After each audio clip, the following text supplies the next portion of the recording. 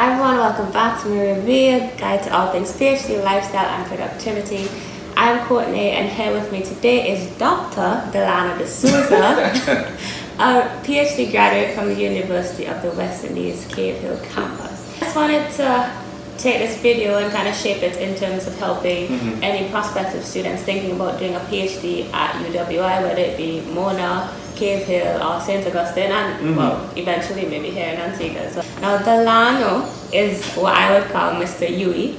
He did his degrees there, but he also served on several executive committees, including he was president of the guild, president of the postgraduate society, and also a hall chair. Yeah, hall chair and a resident advisor. And we served. He was the president of Vincentian Students Association, and we served together. So, if this is one person who can give you advice about Yui, this is the guy. Dalano, want to introduce yourself, what your PhD is about, and all that? Well, thank you for having me, Dalano DaSouza, Vincentian. My PhD is in Economic Development Policy. I did a bachelor degree in Economics and Management and a master's in Banking and Finance. And Courtney says, I've been at UE for quite some time. I spent 10 years at UWI where I did all my degrees there, and so many other different things around campus. I think it was a very rich and rewarding experience. I always knew I wanted to live and work in the Caribbean. I can't see myself working anywhere else, so I can think that's why I kind of stayed closer to home. That and cheaper. That's true. Yeah. And you've made so many friends. Like you have friends in almost almost every country I can land in. And so listen, I am here. I mean, picking up at the airport, we drink something and we whole arrive, and that for me is really very exciting. That's the most rewarding thing about a UE degree. To be honest, some days I was in the UK and I would just think about walking across campus, going campus math and getting a hot dog. Yeah. Can you first tell us what was the motivation for doing a PhD? Why did you choose to do a PhD? Well, for me, my PhD journey, the reason why I did it was kind of personal. I'm a product of the education revolution in St. Vincent and Grenadines, where prior to 2008, when I was awarded a national scholarship, they were giving out maybe 2-3 scholarships. Now in my year, I think they gave out like 11 or 12, probably more than that. And because of that change in policy, I was able to get a university scholarship. And had it not been for that, I don't know where I would be today. I'm very grateful for that. But that change in policy is something that was kind of championed by the current government of St. Vincent and Grenadines, where they kind of spoke about transforming our country through education. And being a product of that and kind of seeing how my life transformed from, socioeconomically where I was before to where I am now, and even my family by extension, I wanted to pursue that. I wanted to research that. I wanted to see how our education system has developed and changed and been shaped by policies and so. And for that reason, I came up with researching the development of the education system in St. Vincent and Grenadines from, before independence to like the post-colonial era that we are in now. So I ended up doing my PhD on the development of the education system 1970 to 2014 in St. Vincent and Grenadines. So that for me was the motivation, and I wanted to go so in depth with that. After I finished my master's, I didn't think I had started writing another paper, and I said, listen, this requires so much work, this requires so much, and I decided I was going to pursue a PhD in it. And so that's my main reason. I wanted to see how lives and how policy has changed since in the Grenadines. You're a testament to that. But you gave that. I did not know that was the reason, that was the driving force behind a PhD. And to be honest, that is quite compelling. Because I always tell people, if you're going to do a PhD, make sure you have the right reason, because that reason is what's going to help you get from first year to the end of it. Because it's not so straight road, it's like up and down, meandering, and you have to have that drive. I want to give people watching this a bit more sense of how is it possible to do a PhD at UE. You mentioned that you were doing a research paper after your master's, and you kind of just transitioned into PhD. Can you give us an idea of what that process is like, moving from an MPhil, an MSc to a PhD? Is there funding available? How do you go about sourcing that? Well, for me, my journey, I had finished my bachelor's on scholarship. I had some residual funding, so I did my master's. I did a top master's there. After I finished that, my intention was to go back and to work, to enter the workforce. But then somewhere along the line, like I said, I started feeling this need, this drive to kind of explore the education policy changes. And at that point, I kind of decided, you know what, let me apply for something and apply for a PhD. But I was kind of, from the start, I kind of was put back because I wanted to apply directly into the PhD program. But it turns out that the taught master's program I did, which was Masters in Banking and Finance, the research component in it, because it was more hands-on, it was more practical, than not so the research paper in that particular degree, it wasn't as heavily rated as was required to get direct entry into a PhD. I think it was worth 6 credits, and in order to get direct entry, you have to have a master's thesis that is worth 9. Oh, so that's more like an MPhil? Yes, I was only allowed to enter to apply for an MPhil degree. Okay, I did not know that you couldn't just go from a master's to a PhD, but it's similar for us, but we don't really phrase it that way. So I did my master's and then I did PhD, but our first year is called a probationary year, and if you don't pass that first year, you upgrade, you just get MPhil. Yeah, well, I mean, it's not, there are some programs, like I mentioned, there are some programs that you can go directly from a master's into a PhD, but the research component of that master's degree has to be sufficiently rigorous that they decide that, so like I mentioned, my research component of my master's was only 6 credits for the research paper, and then I had another practicum, which is where I have to go and actually intern, that was worth 9 credits. Whereas for other degrees like the economic, it would be reversed, so you would have a 9 credit research paper. Once you have passed a 9 credit research paper and you pass the degree, then they would consider you for direct entry into a PhD program. Oh, that's useful to know. I don't know if that's the regulations are the same now, but that's how it was when I went through the system. Well, that's good to know, because I know like a lot of people planning, you always think about, okay, 1 year here, 2 years here, blah, get it done. That upgrade process is because I mean, imagine you didn't do 2 years of research, you tell yourself, boom, I want to upgrade now, and then you go there. Because even for me, it was very nerve-wracking, because it took a while. When I went into the, I was like, boy, is this enough? Because you basically have to prove in your upgrade that the work that you're doing is added. That's the focus there. The new knowledge, and the new what gaps are you plugging, how you fill in. That's what you have to do in your upgrade. Yeah, that's true. And then make sure that also that it's sound. That you have 2 more years that you have enough to explore. Oh, exactly. So I applied for the MPhil. Application process is as normal, but what separates is that you have to do a detailed proposal, a detailed research proposal for the project, which I'm sure you guys had to do as well, for the project that you wanted to undertake. But in my mind, because I knew I wanted to upgrade the PhD, because I didn't feel like the MPhil would give me the sufficient time and space, even in terms of the word and so on, to fully explore the topic. So I did a longer than normal research proposal. I submitted it to UE, to Silicis. I was given entry, I gained entry, but at the same time, I recognize I need funding. A lot of what Silicis does, it's the Arthur Lewis Institute for Social and Economic Studies. There's one on each of the UWI campuses, and they really focus on Caribbean things. As you know, so Arthur Lewis is a Nobel laureate in economics and so on. And what happened at the time actually was that there was a comprehensive push by UWI to start to get more research being done on Caribbean issues and different issues that were affecting our development as a people. And so they had put aside some funding to fund some scholarships or research programs that would allow us to explore that. Yeah. So it kind of worked well for me. It was very fortuitous. So I kind of applied for it because, like I mentioned, I was trying to cover education policy in Simmons and which fits squarely within that, something that's not studied enough. I don't know if you know as well, and I found this out painfully when I was doing my research, is that most of the OECS countries are excluded from those global studies on education and development because the data does not exist in the format required. And I tell myself the whole time, I'm going to find this data, but but I eventually applied for funding. I was successful in the application, and then I started doing my PhD upgrading, and I did that. After a year now, I realized, well, boy, I'm out of funding. I had applied for an additional year of funding, but at the time that proved difficult. So I think what I did is that I applied for a waiver. Now, like, I don't know if I mentioned before, but at that time, the scholarship, how it works, that you would get your fees paid by the university, and you would also get a stipend. It was like 5,000 Bajan every 3 months, which is like 2,500 US. And at that point, after 3 years, that was done. So what I did apply for then was another special grant which I think I applied to the principal's office directly, to the funding committee for directly.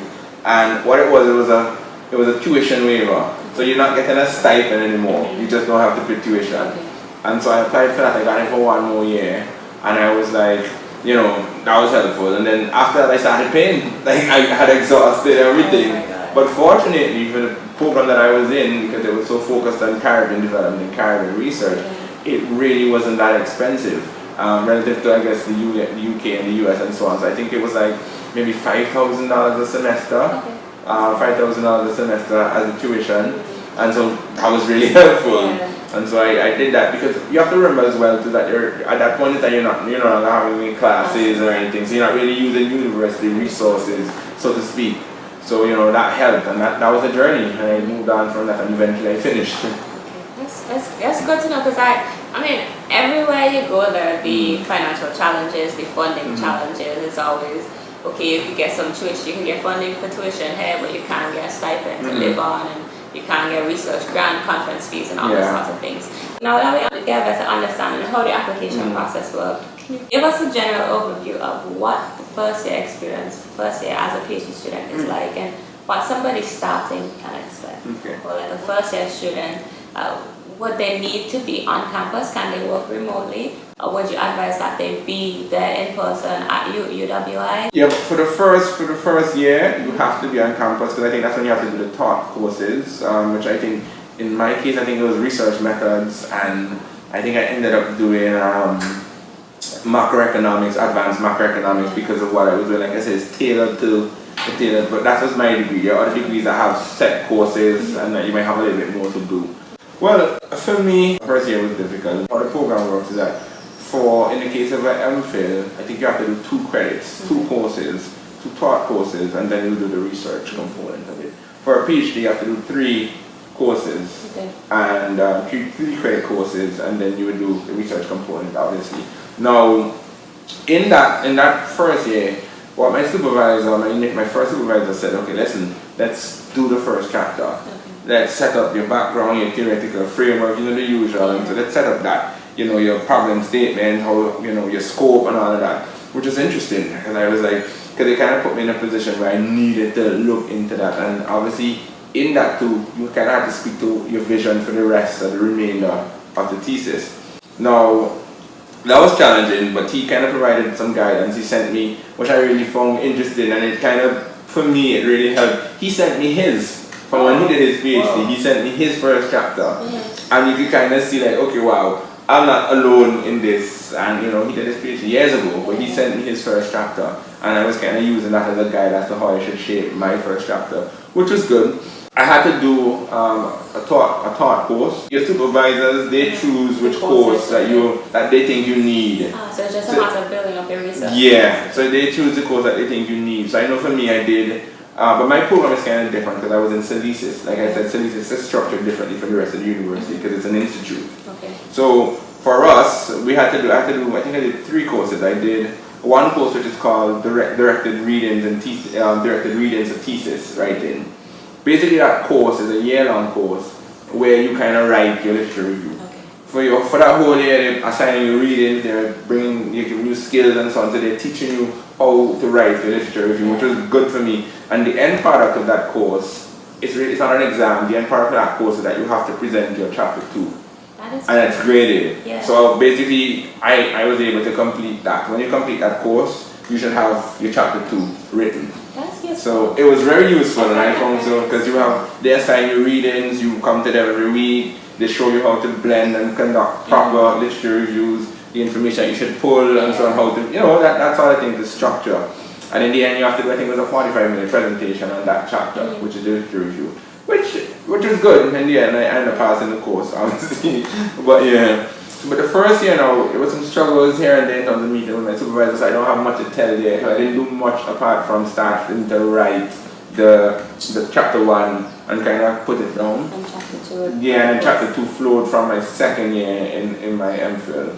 What you said is interesting, because for me, I felt like from day 1, I was just thrown into the sea as a swim, because Yeah, we had a few graduate courses that we had to do, but it wasn't like a year-long course where like, okay, I know for a year I'm gonna see X, Y, and Z in this class. Structure. That's at least some structure because when you come out of masters, top masters and undergraduate, you're accustomed to having classmates who you can depend on for support. But for me, it was like, okay, there are these graduate courses you have to do at least 3 in your first year. So I was just okay, do them, but they're just like an hour, 3 hours long, and that was the end of that course.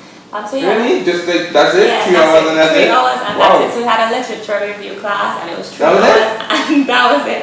No, and my friends hold our hand for the whole year. You put a paper and he was in that, this paper in applicable. He would give you some authors and say, listen, check the work with these guys. This might kind of dovetail with what you're doing, and you would go and read those and you would say, okay, good. Then you, at the end, I had my literature review, I had to cut it. I had so much in my literature review after that year. It was crazy. For me, my first year was very, very lonely, and the first couple of months was just like, whoa, I've been so accustomed to people to tell me what to do, this assignment, do then, blah. So it was a bit different for me. I would start touching on structure, the regular meetings, mandatory meetings that you have to have with a supervisor. Well, we have a review system at UWI where you have to have, I think, what is it, every 3 months you have to do a review, and you have to indicate in that review how many times you've met with your supervisor, any feedback, which I thought was, again, you spoke about the power dynamic, because in that, the supervisor, you have to the supervisor fills out the form, how many times did you meet, what did you discuss, he speaks about your progress, then you get to speak about him. That was always for me very difficult, because sometimes I would have like a 3 months I wasn't necessarily happy with the supervision, but I'm filling out the form now, and I'm just like, oh, it was great. Yeah, because I still have to go back to the yeah, because I have to go back to him, and I don't want no drama. For me, as somebody who's had to go through the difficult process of writing to the university to be assigned a new supervisor, I didn't want no drama, so I was just trying. Everyone said, but he's the problem now. The second supervisor and I already have issues with now. So we had to meet, I think, maybe 3 or 4 times over each review period. I think sometimes we didn't meet that many times. The difficulty with that is because sometimes you're assigned, you kind of have work that you wanted and you don't meet the deadlines. Or sometimes it is that, you're not quite clear. You don't have enough to, it doesn't really warrant a meeting. A meeting, exactly. Because I mean, how I kind of work with my supervisors is that I give them a big batch, and then I breathe for 2 weeks or 3 weeks, and then they get back to me. So I would send them a whole chapter, so they know when they get something from me, it's something that they really have to dig into and kind of give proper feedback on. So sometimes I would submit the chapter, and then I hear from them for like a month, because that's how in-depth and how detailed it was. They have to know, right? And my supervisor would do the track changes and everything, and then when I get it back, then I would jump into it again. So that's how my PhD kind of gave me breaks, where I submit in chunks. You get that and you deal with that for a month while I breathe and focus on my day job and so on. So that worked for me. If there's a challenge in understanding how to work with a supervisor, what kind of advice would you give in terms of how to submit work? Would you, as you said, batch working, or would it be small chunks and then get a supervisor to give you input quickly? To me, it's what you decide on with your supervisor. Because I kind of summed up my supervisors from the start. I realized that these guys always have some other projects working on. They have, reports doing for CDD and so on. Because like I mentioned, they do a lot of external projects. So I kind of realized from earlier, listen, them fellas didn't give me more than a week. And when I dropped that on them, I wanted to be comprehensive. And also my supervisor, my chief supervisor at the time, he doesn't like small chunks necessarily. He prefers it to give, because he has this thing where if you give him it small, then it's gonna be more questions than answers. So if you send him a 10-page, he'll ask you questions that you kind of already in your mind have answers to, you just haven't presented it to him yet. So it worked better for me when I submitted a batch. Like even sometimes when I'm going through his feedback, he would ask a question in the track changes, and then 2 pages down he'll be like, scratch the question on page thing, because he realized that it was answered. So that's the benefit of submitting big chunks of work. I never really submitted small chunks small submissions unless I felt it was something that was pivotal to how I move forward. So at the beginning of a chapter, I'm like, listen, if I don't answer this question now, I can't move forward. So then I would send in that little piece and be like, listen, I need feedback on this to move forward. So for me, it's kind of how you work with your supervisor and how you work for yourself. Because the difficulty in submitting small pieces is that you find yourself answering more questions than you are moving forward, and you don't want that. Because every time you send a small piece, you can have 10 questions to that. Then you try to answer those questions, and then you realize you answer the question, but you're still on the first part. I think, especially in your first year, when it's really about getting the concept of what you're doing and narrowing down your theoretical framework, getting that kind of constructive feedback rather than, yes, the questions are helpful, but when somebody can look at your ideas and like a full piece of work and then critique that and see the holes in that argument, I think that is where true value is. Yeah, there's value in it, and also it's more of your work compared to, because if you just submit a small piece and he asks a question, you'd find that you kind of move your research forward in a way that answers his questions as opposed to what you intended to do. So I'm always wary about that. So I try to do, for me, that's how I approach my PhD. I do as much as I can by myself, and then when I stick, I ask for help. Yeah. So yeah. I agree with that. Would you say it's worth in your first year just spending some time subconsciously understanding how to work with your supervisor? Yeah, I mean, I think so, and not just subconsciously. I would go in and we would talk. Like, we'd talk about my work for a little while, and then I would chat to him generally. Like, I mean, I knew about his family, I knew about his thing. I mean, not all supervisors are like that, but I had that relationship where, I kind of knew about his family. We spoke about other things, sports, other students that he supervised that perhaps I know. And so on, other work that he's working on external to teaching projects and so that they do it. And so for me that helps in terms of the relationship, because then you can pick up your cell phone and call and say, I'm kind of stuck at this point, what do you think? And that's important as opposed to having kind of establishing informal communication lines. That helps as well. So I would email most of the stuff, but every now and then you would call and you send a WhatsApp and then you would ask him about something. So that's true. And I think for you said that you assigned your supervisor. For us, we kind of choose we can approach a supervisor and wherever the department thinks it doesn't fit or not, then we can work from there after. But I think not only having a supervisor who is smart or publishes a lot, but having somebody who is personable. Yeah, boy. Can't underestimate the value of that. Yes, that is very important, and just being able to have a conversation, one who would also just check on you based on your mental health, because as we said, PhD, especially the first year, is a shock and it's lonely. So when you're looking for a supervisor, you can also try to shop around and listen to people who they supervised in the past and hey, how they work, what you need to do, and also are they a good person overall? Yeah, and then nice, they can hold a vibe. But my next question is, how do you go about finding a supervisor? What advice would you give in terms of finding a supervisor who fits what you want to do specifically? Well, for me, a UE system is different in the sense that you make an application, you submit your research proposal and so on. They look at it, they look at the faculty members that they have on board, and they make a decision or a determination as to who your supervisor is. It's not necessarily a situation. I know people who have kind of back channel and say, well, they've spoken to a supervisor ahead of time, and so then they make the application thereafter.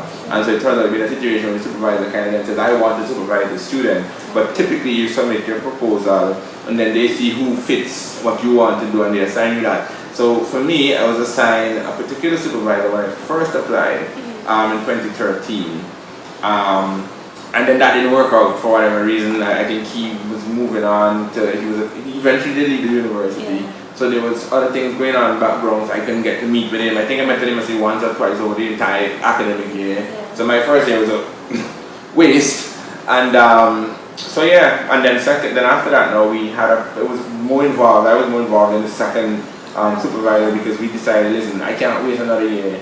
So I was involved in choosing who would supervise me, and it worked out to be. I still had a lot of challenges, but it worked out in the end. That's one thing I think that's one of the benefits of a PhD, right? You learn how to navigate those power dynamics because with your supervisor, and if you have co-supervisors. That was your boss now, but. So to end, what is the one piece of advice you're gonna give somebody starting UE and starting a PhD, whether MPhil or upgrading? What should they know? What do you wish somebody told you?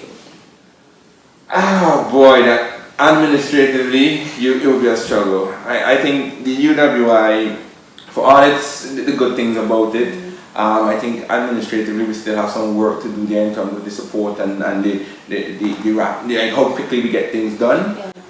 So apart from that, because for me, I like to get work done. I like to, when I submit a form, I like feedback on right away. I like when I submit my emolument form that I get my stipend. So that part was a challenge. I wish somebody had told me to kind of temper my expectations about that. But I think my one advice would be, listen, you have to find balance and you have to be motivated and you have to push.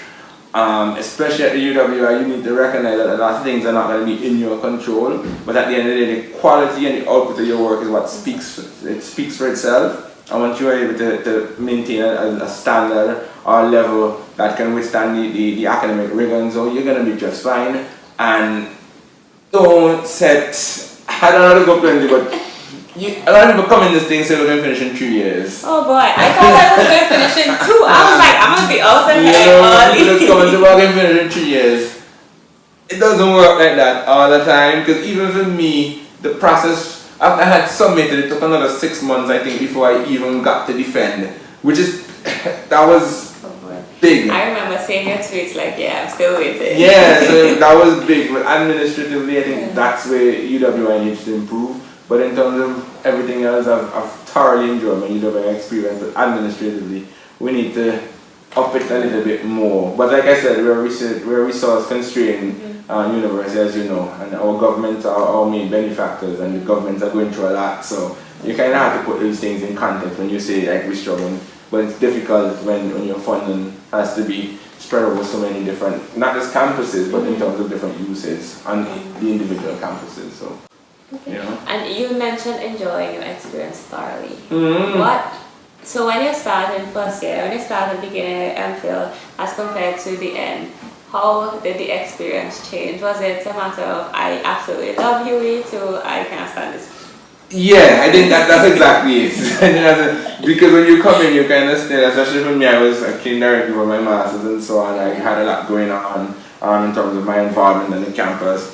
Used to be in and out of the parties, the fests and so on, because that is me. I'm generally a very sociable person. But as time progresses, and like you realize, like, okay, the people that I've been with, they're gone. It's just like, because everybody come finish the bachelor's, finish the master's, and you still there, then that's sort of, it's almost like scoreboard pressure. It kind of comes now and it kind of holds you down, and you're like, hold on, but wait, how do I get out of this situation? You realize now that the environment there isn't pushing you along as you would like. So in the end, I really did start to despise UWI. You know, it's all these babies coming in. Yeah, I did. I mean, I still enjoyed the experience, but in terms of administratively, I would go back to that. I was over them. I was just like, why is it taking so long to get this done? I've done my part. I've done things. I've spent 6 years trying to get this done and so on. Yep. Alright, so Dalano, thank you, and Dr. What am I saying?